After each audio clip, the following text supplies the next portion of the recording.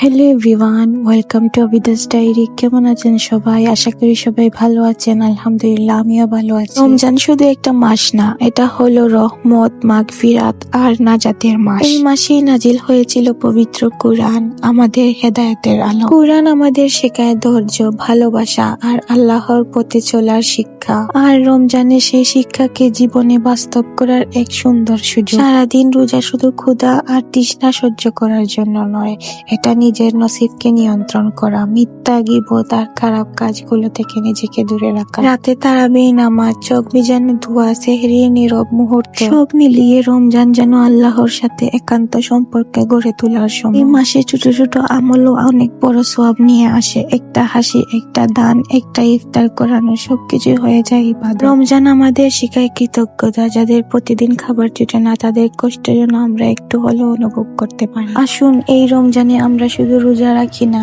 আমরা নিজেদের বদলাই, হৃদয়কে পরিশুদ্ধ করি, নামাজে মন দিয়ে কোরআন তেলাওয়াত বাড়াই, আরো বেশি বেশি করে দোয়া করি। হয়তো এটাই আমাদের জীবনের শেষ রমজান, তাই আসুন প্রতিটা মুহূর্তকে ইবাদতে ভরে তুলি। আল্লাহ যেন আমাদের রোজা, নামাজ আর সব আমল কবুল করেন। আমিন।